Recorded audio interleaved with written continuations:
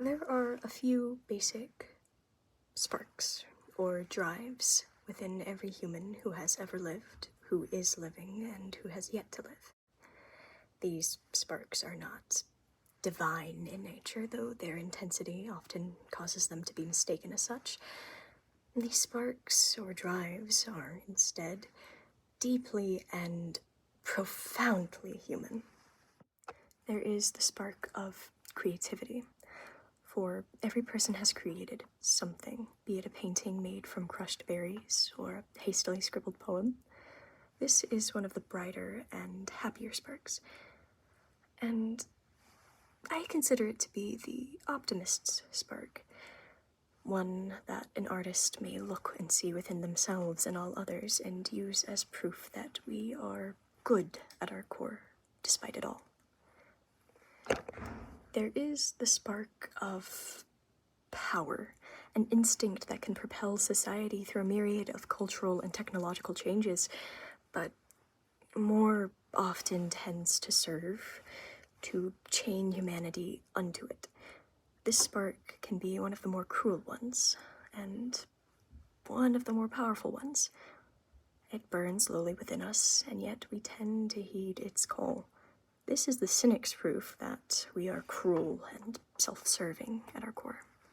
The spark of creativity and the spark to power both have been explored rather thoroughly.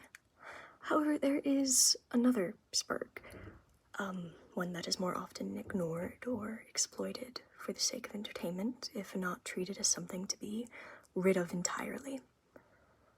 This spark, a deep and underlying terror, is the driving force behind our survival instinct. Fear is one of those fundamental emotions that everyone experiences on a level that is inexplicable.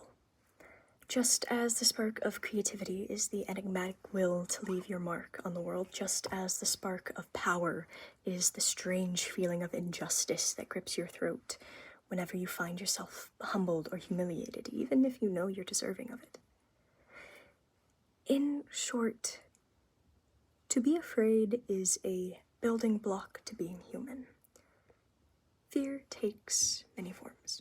Many people have different fears, from spiders scurrying up in the hidden lofts or the darkness behind our eyes.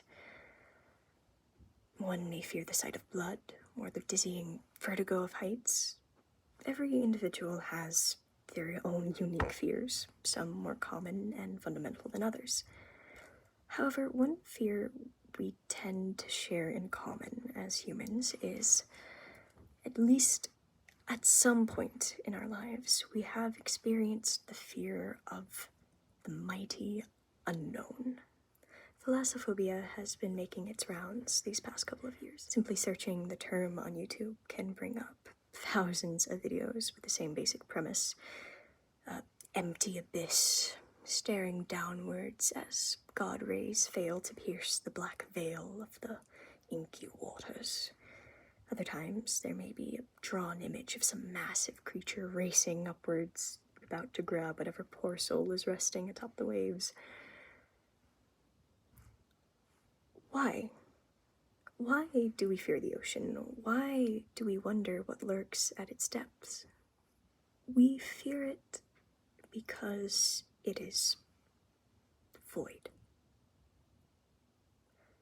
Void is the very idea of nothingness. Rather, it is the concept of something we perceive to be as nothingness, and yet we logically reason that there must be something.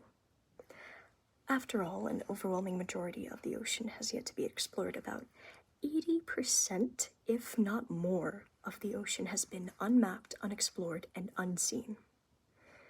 That is 111,200,000 square miles that we know nothing about. Turn your eyes away from the seas and upwards to the heavens. Let your mind drift as you find the Big Dipper in the northern sky. Let your eyes trail down its handle further until you find the brightest star in the sky. as you watch the subtle movements of the stars, know this.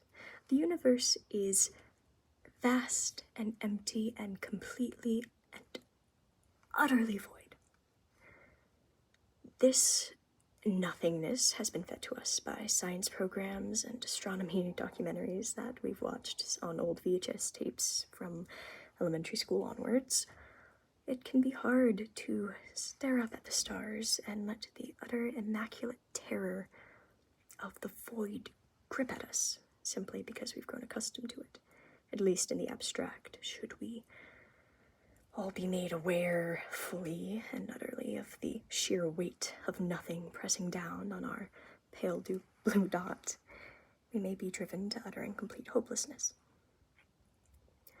This brightest star in the northern sky is the tip of the Bootes constellation, also known as the Kite or the Herdsman.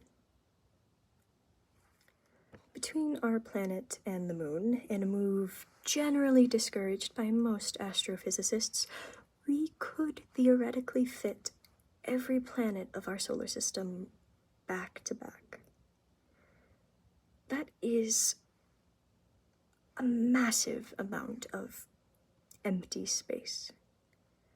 That is to say nothing about the size of the Earth, every hope and every dream and every aspiration, every person who has ever lived, caught in a single frame, a single click of the shutter.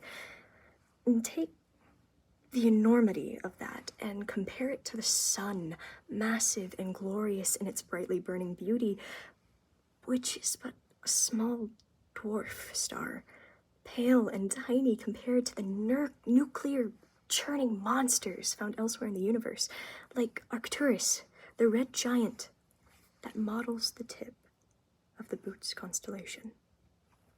Behind the Bootes constellation hides what is known as the Great Nothing. This vast expanse of space should be home to thousands of galaxies, each home to millions or billions of stars. But instead, across this desolate void of utter nothing, this place that should be home to so much more, we find 60 galaxies in a space where there should be thousands. And even with that tiny, truly tiny number,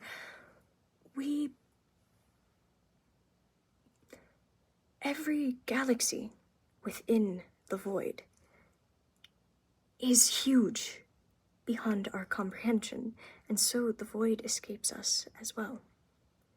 We simply can't think of it.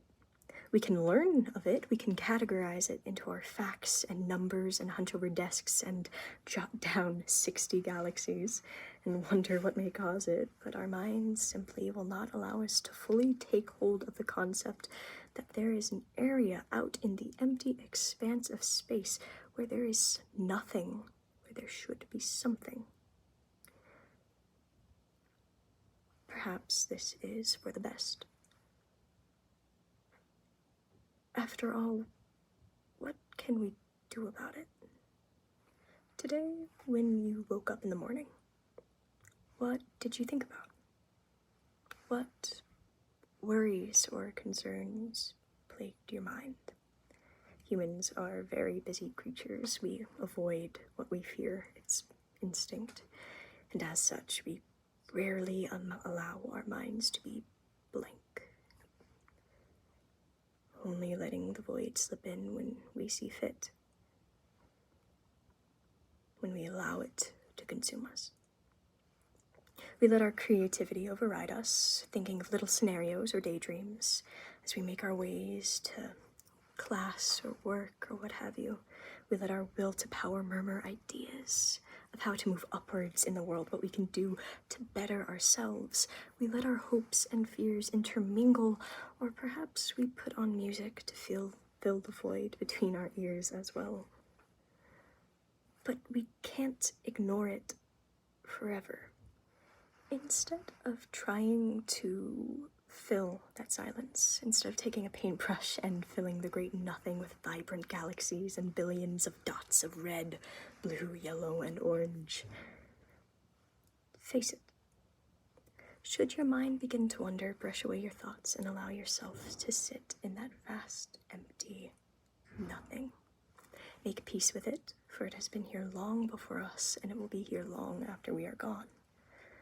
We have come from nothing, and yet we are something. Someday we will return to nothing. Don't try and let yourself be afraid. Every single one of us have thoughts.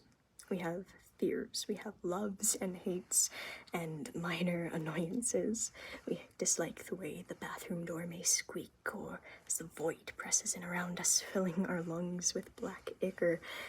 We listen to certain colleagues' ideas, not adding on, but silently agreeing, smiling to ourselves, and the heady silence of the nothing seeps into your mind. Sit in the void. Sit in the silence, stare up at the great nothing, and make peace with it. To make peace is not to lose hope. It is an act of rebellion. It is to look into the eyes of the unknowable, of the deeply uncaring, to the very concept of unadulterated apathy, and to decide to live anyway. It was Nietzsche who said that to stare into the abyss is to let it stare back. To let the silence fill your mind is to tell it, fuck you, I'm going to live anyway. Yes, the weight of the void is crushing, and when we allow it, it can easily consume us. It turns people into monsters. H.P. Lovecraft comes to mind as an example. A person born as ordinary as any others who became cruel and withdrawn due to his own fear. It can consume us, and it will consume us until we learn to know the nothing in its deepest alcoves. The first step to learning to truly and fully live is to learn that fear, to embrace it with open arms, and to linger in its company for some time. Then, when we feel comfortable in its endless maw, when we truly realize the magnitude of nothing and the insignificance we hold, leave it. Turn your back to its endless maw and gaze upon the smiling faces of your friends. Retreat into your escapist fantasies, play the songs you love on full volume, and revel in the ingenuity and the kindness that we possess despite the void all around us. The fact that we are here, after all, means that however tiny we are, however short-lived our impact on this world may be, we are here. We exist, cradled in the uncaring bosom of the empty space around us. And who are we to deny such wonders?